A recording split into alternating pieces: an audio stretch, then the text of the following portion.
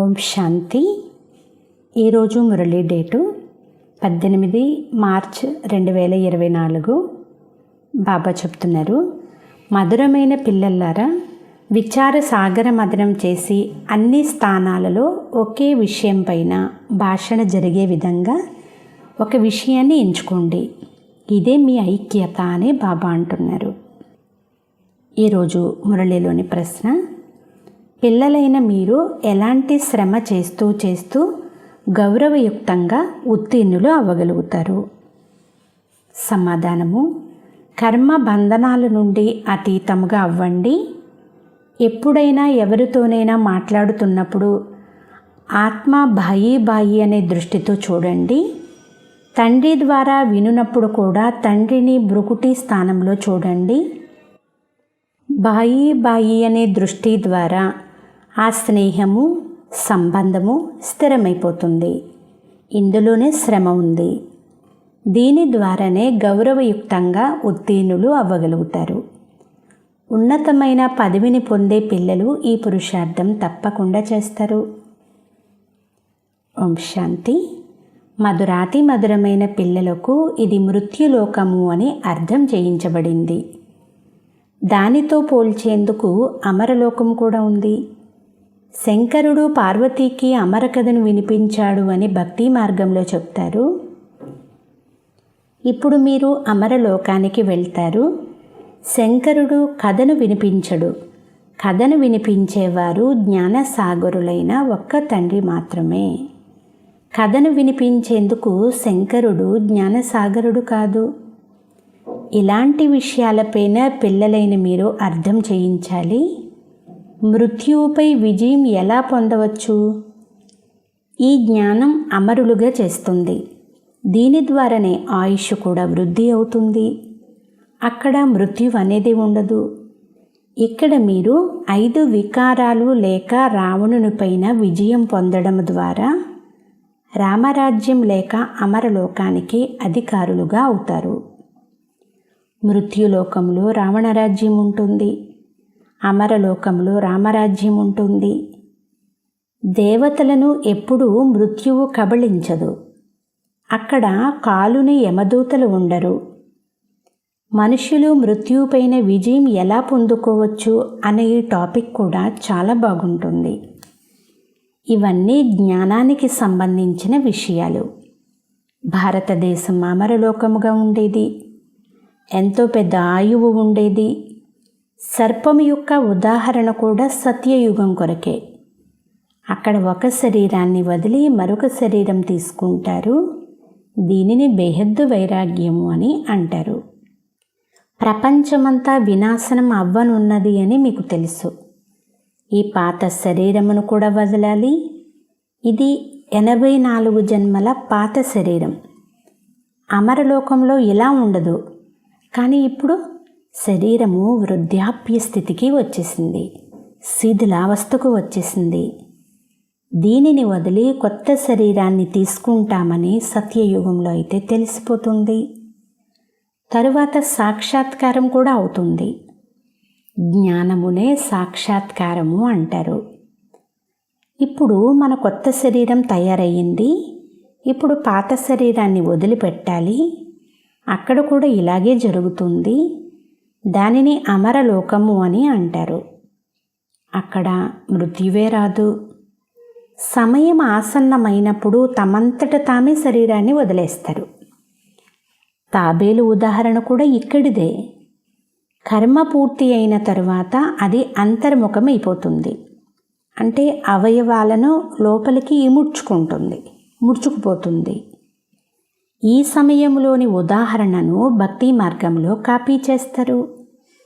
అయితే కేవలం మాటల వరకే, కానీ అస్సలు ఏమీ అర్థం చేసుకోరు. రాఖీ ఉత్సవము, దసరా, దీపావళి, హోళీ మొదలైనవన్నీ ఈ సమయానికి చెందినవే అని మీరు అర్థం చేసుకున్నారు. ఇవన్నీ భక్తి మార్గంలో నడుస్తాయి, కానీ ఇవి సత్యయుగంలో ఉండవు. ఇలాంటి విషయాలను వ్రాయండి. మానవులు మృత్యువుపైన విజయమును ఎలా పొందగలరు? మృత్యులోకము నుండి అమరలోకానికి ఎలా వెళ్ళగలరు? ఇలాంటి విషయాలను గురించి అర్థం చేయించేందుకు మొదట వ్రాయవలసి ఉంటుంది. ఈరోజు పలానా నాటకం ఉంటుంది అని నాటకాల కథను వ్రాస్తారు కదా. ఈరోజు ఈ విషయం గురించి అర్థం చేయించబడుతుంది అని మీ వద్ద పాయింట్ల యొక్క లిస్టు కూడా ఉండాలి అని బాబా అంటున్నారు. రావణ రాజ్యం నుండి దైవీ రాజ్యంలోకి ఎలా వెళ్ళగలరు? జ్ఞానమంతా ఒకటే, కానీ రకరకాలైన విషయాలను వినడం వలన అనంతమైన తండ్రి నుండి అనంతమైన వారసత్వం ఎలా లభిస్తుంది అని ఖుషి కలుగుతుంది. ఈరోజు 125వ యజ్ఞం రచిస్తారు. అందులో వీటిని గురించి వినిపిస్తారు అని సన్యాసులు ఇలా పేపర్లో వేస్తారు కదా. ఇక్కడ తండ్రి చెప్తున్నారు, నేను ఒక్కసారి మాత్రమే యజ్ఞమును రచిస్తాను, అందులో పూర్తి పాత ప్రపంచమంతా స్వాహ అయిపోతుంది. వారైతే చాలా యజ్ఞాలు రచిస్తారు, ఊరేగింపులు మొదలైనవి చేస్తారు. ఇక్కడ ఇది రుద్రుడైన శివబాబా గారి ఒకే ఒక యజ్ఞము అని మీకు తెలుసు. ఇందులో పూర్తి పాత ప్రపంచమంతా స్వాహ అయిపోతుంది, నూతన ప్రపంచం స్థాపన జరిగిపోతుంది. మీరు వెళ్ళి దేవతలుగా అవుతారు. దీనిని కూడా తండ్రి మీకు అర్థం చేయిస్తారు. రచయిత అయిన తండ్రే వచ్చి రచయిత మరియు రచనల ఆది మధ్య అంత్యమముల సంపూర్ణ జ్ఞానాన్ని ఇస్తారు. అంతేకాక రాజయోగము కూడా నేర్పిస్తారు. సత్యయుగంలో పవిత్ర దేవతలు మాత్రమే ఉంటారు, వారే రాజ్యం కూడా చేస్తారు. దానిని ఆది సనాతన దేవీ దేవతా ధర్మము అని అంటారు. ఆది సనాతన సత్యయుగి దేవీ దేవతా ధర్మస్థాపన ఎలా జరుగుతూ ఉందో, విశ్వంలో శాంతి స్థాపన ఎలా జరుగుతుందో వచ్చి తెలుసుకోండి అనే టాపిక్ కూడా పెట్టవచ్చు. విశ్వంలో శాంతి స్థాపన చేసేందుకు సలహా ఒక్క పరంపిత పరమాత్ముడు తప్ప ఇతరులెవరూ ఇవ్వలేరు. సలహాను ఇచ్చేవారికి కూడా బహుమతి లభిస్తుంది. విశ్వంలో శాంతి స్థాపన చేసే బహుమతి ఎలా ఇస్తారు మరియు ఎవరు ఇస్తారు? ఇది కూడా ఒక టాపిక్గా ఉంచుకోండి. ఇలా విచారసాగర మదనం చేసి టాపిక్లు తయారు చేయాలి. అన్ని స్థానాల్లో ఒకే విషయం ఉండే విధంగా ఏర్పాట్లు చేసుకోవాలి. అప్పుడు అందరితో సంబంధం ఉంటుంది. ఇలాంటి లిస్టును తయారు చేసి మొదట సూచన ఇవ్వాలి, తరువాత సమాచారం ఢిల్లీకి రావాలి. అన్ని స్థానాల్లో ఇలాంటి భాషణ జరిగింది అని అందరికీ తెలియాలి. దీనినే ఐకమత్యము అని అంటారు. ప్రపంచమంతటా అనైక్యత ఉంది. రామరాజ్యంలో ఆవు పులి కలిసి నీరు త్రాగుతాయి అనే గాయనం ఉంది. త్రేతాయుగానికి ఇలాంటి మహిమ ఉన్నప్పుడు సత్యయుగంలో లేనిది ఏముంటుంది? శాస్త్రాలలో అయితే అనేక కథలు వ్రాసేశారు. మీరు తండ్రి ద్వారా ఒకే కథను వింటున్నారు. ప్రపంచంలోని వారు అనేక కథలను తయారు చేస్తూ ఉంటారు. ద్వాపరయుగం నుండి కలియుగం వరకు ఏ శాస్త్రాలు మొదలైనవి నడుస్తాయో అవి సత్యయుగంలో ఉండవు. భక్తి మార్గం యొక్క అన్ని విషయాలు పూర్తవుతాయి. ఇక్కడ మీరు ఏది చూస్తున్నారో అవన్నీ చెడ్డవే. వాటిని చూస్తూ కూడా చూడకండి, వింటూ కూడా వినకండి. ఇప్పుడు తండ్రి ఏదైతే తెలియచేస్తారో అవి మాత్రమే బుద్ధిలో ఉంచుకోండి. ఈ సంగమయుగి బ్రాహ్మణులమైన మనము ఎంత శ్రేష్టమైన వారము! దేవతల కంటే కూడా శ్రేష్టమైన వాళ్ళము. మనము ఈ సమయంలో ఈశ్వరీయ సంతానము. మెల్లమెల్లగా వృద్ధి చెందుతూ ఉంటాము. ఇంత సహజమైన విషయాలు కూడా ఎవ్వరి బుద్ధిలోకి రావు. మనము ఈశ్వరీయ సంతానము కనుక తప్పకుండా స్వర్గానికి అధికారులుగా అవ్వాలి.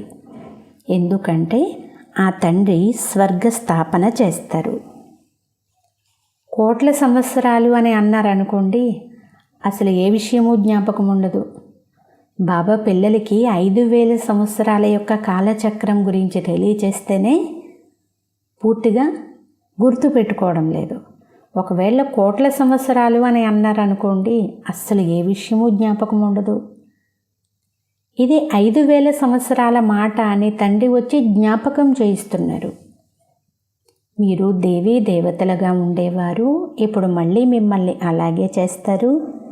సన్ముఖంలో వినడం వలన ఎంత ఖుషి మరియు తాజాదనం కలుగుతుంది. వివేకవంతులైన పిల్లల బుద్ధిలో మేము తండ్రి నుండి ఆస్తి తప్పకుండా తీసుకోవాలి అని ఉంటుంది. తండ్రి కొత్త ప్రపంచాన్ని రచిస్తున్నారు కనుక మనం కూడా తప్పకుండా కొత్త ప్రపంచంలో ఉండాలి కదా. అందరూ ఒకే తండ్రి పిల్లలు. అందరి ధర్మము, అందరి నివాస స్థానము, రాకపోకలు అన్నీ భిన్న భిన్న ప్రకారాలుగా ఉంటాయి. ఎలా వెళ్ళి మూలవతనంలో నివసిస్తారు అనేది కూడా బుద్ధిలో ఉంది. మూలవతనంలో వంశవృక్షం ఉంటుంది. సూక్ష్మవతనంలో అయితే వంశమును చూపించలేరు. అక్కడ ఏమేమి చూపిస్తారో అవన్నీ సాక్షాత్కారాల విషయాలు. ఇవన్నీ డ్రామాలు రచింపబడినవి.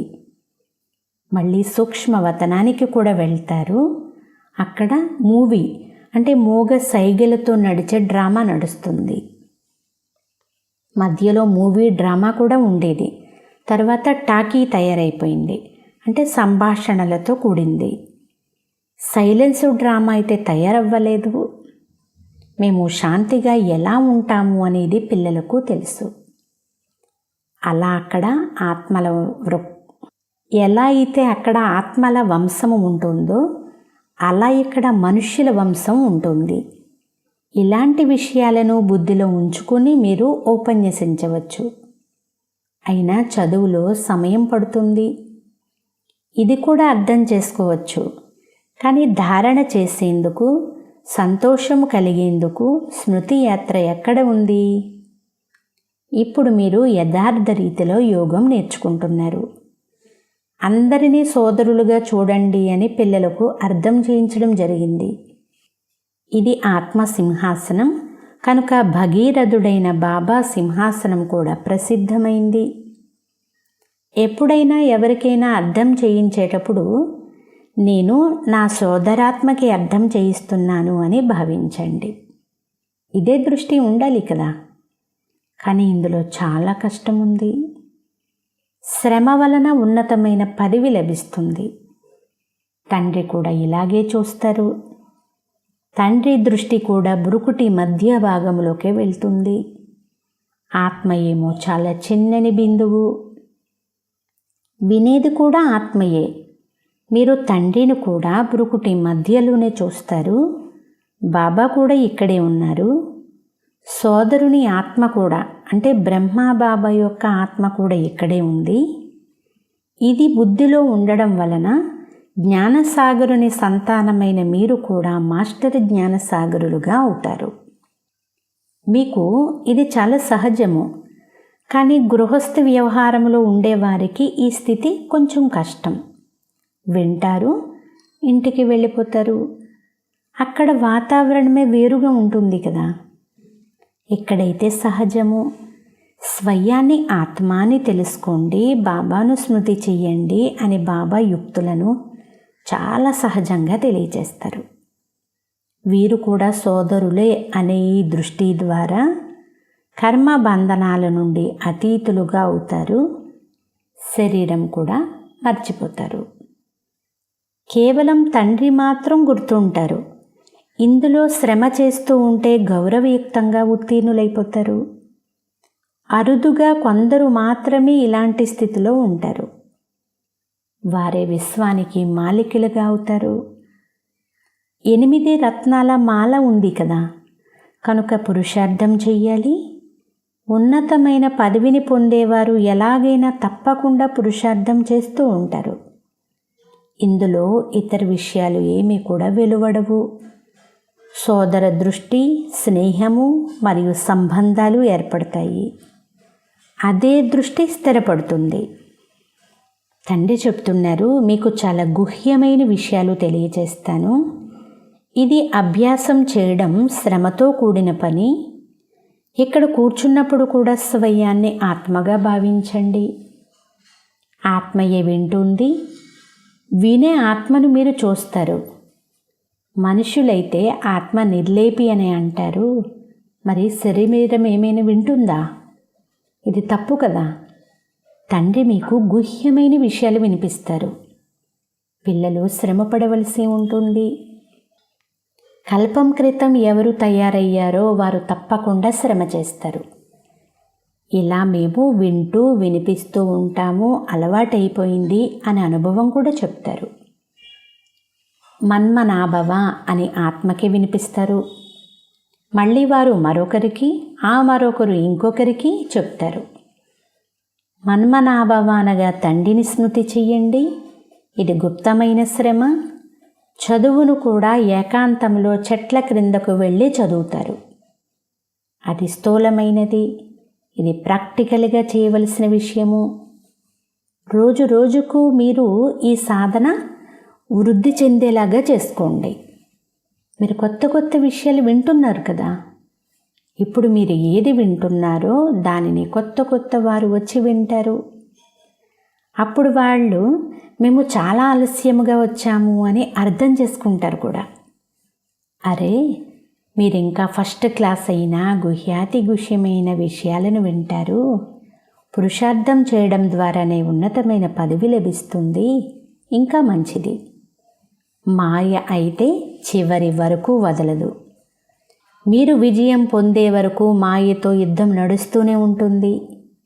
తర్వాత సులభంగా మీరు వెళ్ళిపోతారు.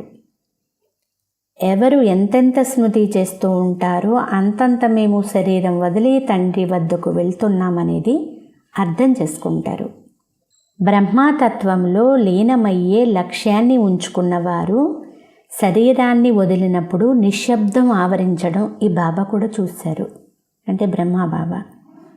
అయితే మోక్షాన్ని మాత్రం ఎవ్వరూ పొందలేరు, తిరిగి కూడా వెళ్ళలేరు. నాటకంలో అయితే పాత్రధారులందరూ కావాలి కదా. చివర్లో అందరూ వచ్చేస్తారు. ఎప్పుడైతే ఒక్కరు కూడా మిగిలి ఉండరో అప్పుడు తిరిగి పైకి వెళ్తారు. మనుష్య మాతృలందరూ వెళ్ళిపోతారు. కొందరు మాత్రమే మిగులుతారు. అందరికీ వీడ్కోలు ఇచ్చాము అని వారు చెప్తారు. ఈ సమయంలో సత్యయుగ స్థాపన జరుగుతుంది. ఎన్ని కోట్ల మంది మనుషులున్నారు? అందరికీ మనము వీడ్కోలు ఇచ్చి మళ్ళీ మన రాజధానికి వెళ్ళిపోతాము. వారు 40-50 మందికి వీడ్కోలు ఇవ్వవచ్చు. మరి మీరు ఎంతమందికి వీడ్కోలు ఇస్తారు అని బాబా అడుగుతున్నారు. ఆత్మలందరూ దోమల వలె శాంతిధామానికి వెళ్ళిపోతారు. మీరు మీ జతలో తీసుకువెళ్ళేందుకు మరియు అందరినీ పంపించేందుకు వచ్చారు. మీరు మీ జతలో తీసుకుని వెళ్ళేందుకు మరియు అందరినీ పంపేందుకు వచ్చారు. మీ మాటలు అద్భుతమైనవి. ఇన్ని కోట్ల మంది మనుషులు వెళ్తారు, వారికి వీడ్కోలు ఇస్తారు. అందరూ తిరిగి మూలవతనంలోకి వెళ్తారు. ఇక్కడ కూడా మీ బుద్ధియే పనిచేస్తుంది. మెల్లమెల్లగా వంశము వృద్ధి చెందుతుంది. తరువాత రుండమాల, రుద్రమాల తయారైపోతుంది. రుద్రమాల, రుండమాల ఎలా తయారవుతుంది అనేది మీ బుద్ధిలో ఉంది. మీలో కూడా విశాల బుద్ధి కలవారే ఈ విషయాన్ని అర్థం చేసుకోగలరు. స్మృతి చేసేందుకు యుక్తులు తండ్రి అనేక విధాలుగా తెలియచేస్తూ ఉంటారు. మనము రుద్రమాలలోకి వెళ్ళి రుండమాల అంటే విష్ణుమాలలోకి వస్తాము. మళ్ళీ నెంబర్ వారీగా వస్తూ ఉంటారు. ఎంతో పెద్ద రుద్రమాల తయారవుతుంది. ఈ జ్ఞానము గురించి ఎవ్వరికీ తెలియదు అని బాబా అంటున్నారు. ప్రారంభము నుండి ఈ జ్ఞానం ఎవ్వరికీ తెలియదు. సంగమయుగి బ్రాహ్మణులైన మీకు మాత్రమే తెలుసు. ఈ సంగమయుగాన్ని స్మృతి చేసినట్లయితే జ్ఞానం పూర్తిగా బుద్ధిలోకి వచ్చేస్తుంది. మీరు లైట్ హౌస్లో అందరినీ గమ్యానికి చేర్చేవారు. మీరు మంచి లైట్ హౌస్గా ఎలా తయారవుతారు? మీకు అన్వయించని విషయం ఏదీ లేదు. మీరు సర్జన్ కూడా అయ్యారు, నగల వ్యాపారి కూడా అయ్యారు. ధోబి అంటే చాకలి కూడా అయినారు. అన్ని విశేషతలు మీలో వచ్చేస్తాయి. మహిమ మీకు కూడా జరుగుతుంది, కానీ నెంబర్ వారి పురుషార్థం అనుసారంగానే జరుగుతుంది అని బాబా అంటున్నారు. ఎలాంటి కర్తవ్యాలను చేస్తారో అలాంటి మహిమ జరుగుతుంది. బాబా అయితే ఆదేశాలను ఇస్తూ ఉంటారు. వాటిని గురించి ఆలోచించడం, సెమినార్లు చేయడం పిల్లలైన మీ కర్తవ్యం కదా. బాబా అయితే దేనిని నిరాకరించరు. మంచిది. చాలా వినిపించడం వల్ల ఏం లాభం? తండ్రి చెప్తారు, మన్మనాభవ. బాబా మీకు ఎంతటి తాజా ఆహారాన్ని తినిపిస్తున్నారో చూడండి. అచ్చా, మధురాతి మధురమైన అపురూపమైన పిల్లలకు మాతాపిత బాబ్దాదాల ప్రియ స్మృతులు మరియు గుడ్ మార్నింగ్. ఆత్మిక పిల్లలకు ఆత్మిక తండ్రి నమస్తే. ఆత్మీయ తండ్రికి ఆత్మీయ పిల్లల యొక్క ప్రియ స్మృతులు గుడ్ మార్నింగ్. నమస్తే నమస్తే నమస్తే. ధారణ కొరకు ముఖ్య సారము. ఫస్ట్ పాయింట్, సంగమయుగి బ్రాహ్మణులమైన మేము సత్యయుగంలోని దేవతల కంటే కూడా చాలా ఉన్నతమైన వారము అనే నశ మీకు సదా ఉండాలి. ఎందుకంటే ఇప్పుడు మనం ఈశ్వరీయ సంతానం, మాస్టర్ జ్ఞాన సాగరులము. అన్ని విశేషతలు ఈ సమయంలో మాలో నిండుతూ ఉన్నాయి అనే నశ మీకు సదా ఉండాలి. సెకండ్ పాయింట్, తండ్రి ఏదైతే అర్థం చేయిస్తున్నారో అది మాత్రమే మీ బుద్ధిలో ఉండాలి. ఒకవేళ మిగిలింది ఏమైనా మీరు విన్నా కూడా విని విననట్లుగా అయిపోండి, చూస్తూ చూడనట్లుగా అయిపోండి. చెడు వినరాదు, చెడును చూడరాదు. ఈరోజు వరదానము, ఈశ్వరీయ సేవ ద్వారా వెరైటీ ప్రతిఫలాన్ని ప్రాప్తి చేసుకునే అధికారి ఆత్మ భవ. సేవ చేస్తే ఫలము లభిస్తుంది అని అంటారు. ఈశ్వరీయ జ్ఞానం ఇవ్వడమే ఈశ్వరీయ సేవ. ఎవరైతే ఈ సేవ చేస్తారో వారికి అతీంద్రియ సుఖం యొక్క, శక్తుల యొక్క, సంతోషము యొక్క వెరైటీ ఫలాలు లభిస్తాయి. బ్రాహ్మణులైన మీరే దీనికి అధికారులు. ఎందుకంటే మీ పనే ఈశ్వరీయ చదువును చదువుకోవడం మరియు ఇతరుల చేత చదివించడం. ఈ చదువు ద్వారా ఈశ్వరుని వారిగా అయిపోవాలి. ఇటువంటి ఈశ్వరీయ సేవ చేయడం వలన ఈశ్వరీయ ఫలానికి అధికారులుగా అయిపోయాము అనే నశాలో మీరు సదా ఉండండి. స్లోగన్, తండ్రి జతలో ఉండే కర్మలు చేసినట్లయితే డబల్ లైట్గా ఉంటారు. ఎప్పుడైతే బాబా యొక్క స్మృతిలో ఉండి బాబా నా సాథీగా ఉన్నారు అని భావించి మీరు కర్మలు చేస్తారో అప్పుడు ఆత్మలో ప్రకాశము, వెలుగు అనేది నిండుతూ ఉంటుంది మరియు మీరు చాలా తేలికగా అయిపోతారు. అందుకే బాబా అంటున్నారు మీరు డబల్ లైట్గా అవ్వాలి అని. అచ్చా, ఓం శాంతి.